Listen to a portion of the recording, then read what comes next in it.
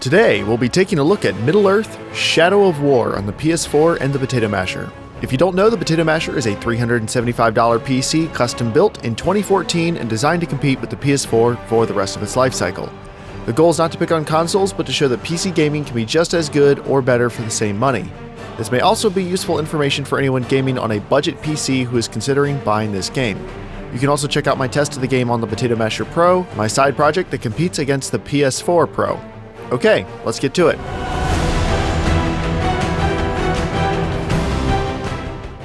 The first Middle-earth game, Shadow of Mordor, was a strong performer on the Masher a few years ago.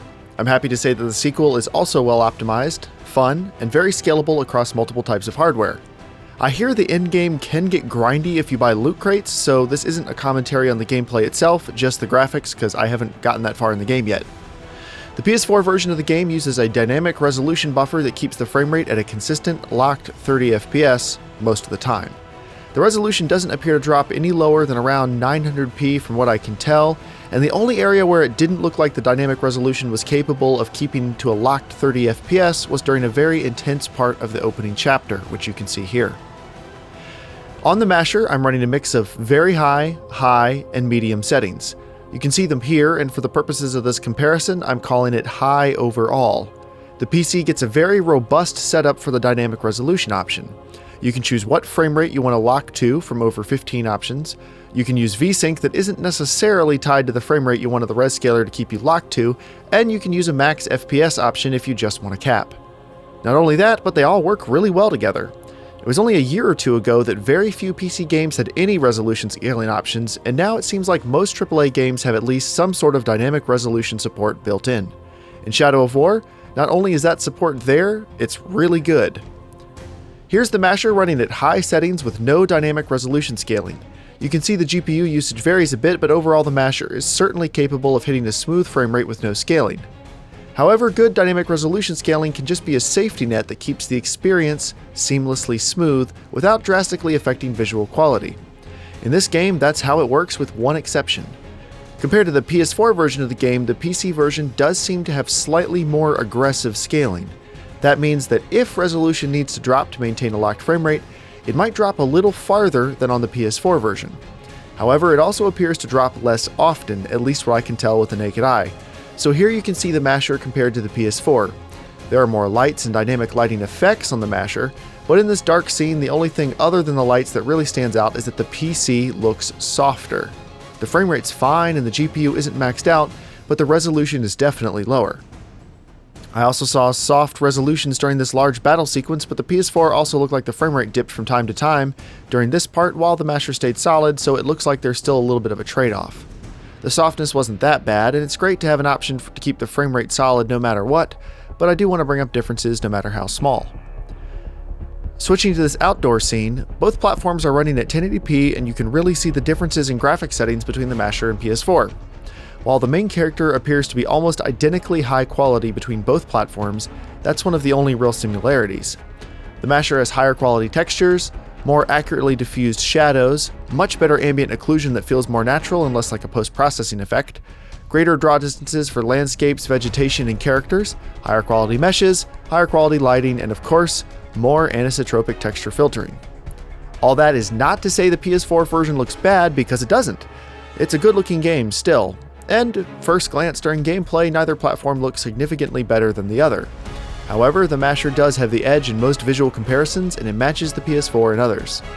Temporal anti-aliasing keeps both platforms smooth and a touch soft, while character models and texture work don't appear massively improved over the last game, given the years in between and the increased system requirements. Another interesting benefit the Masher offers is better cutscenes. If you have the PC or PS4 Pro versions of the game, you can download a free DLC that contains 4K cutscenes. Of course, you'll need to spare a ludicrous 25 gigabytes for this edition, but these higher quality cutscenes will be swapped out on the PC. Even at 1080p, you get the benefits of super sampling and a higher bitrate. The in-game facial animations are simple enough that I'm glad the developers used pre-rendered cutscenes, even if the install size is larger than most entire games were 5 years ago. All this is well and good, but we've only covered 30 FPS. Can the Masher do better?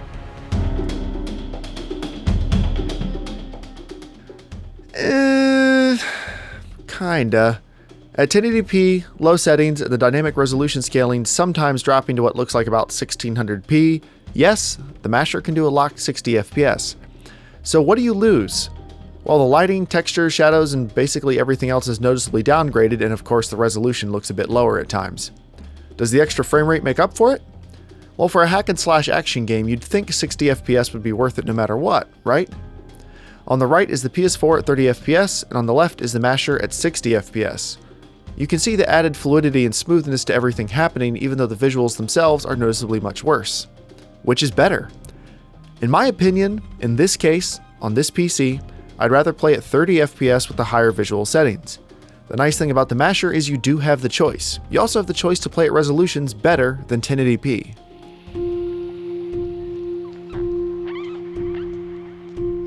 At 1440p, with a custom blend of settings that I'm showing on screen and calling medium, the Masher is locked at 30 FPS. Here's a clip with no resolution scaling so you can see how much headroom is left, although I did use dynamic resolution scaling as a backup like usual. At 1440p, super sampling makes everything that much crisper and better defined. There's less jitter in background objects, characters look cleaner, and the entire world just has that extra something to it. And that's only on a 1080p screen. On a native 1440p screen, the entire image would be quite a bit sharper. On the left is the Masher at 1440p, on the right is the PS4 Pro downsampling a dynamic resolution between about 1500 and 2100p. On a 1080p screen, you get most of the benefits of super sampling by 1440p, and its diminishing returns after that. Am I saying the Masher looks as good as the PS4 Pro? No, I'm not. But I am saying that the PC's flexibility gets you a lot closer than you'd think just going off the two system spec sheets.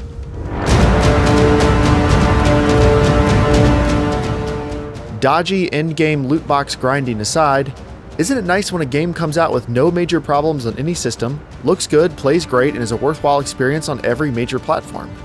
I think that's the case with Shadow of War. While I think the Potato Masher's increased visual quality and flexibility give it the definite win, the PS4 version is certainly worth playing. Go watch the Potato Masher Pro take on Shadow of War if you want to see how much better the game can look. If you enjoyed this video, consider supporting this channel and the Potato Masher project by tossing me a few bucks on Patreon or hit the like button. Thank you for your support, thanks for watching, and I'll see you next time.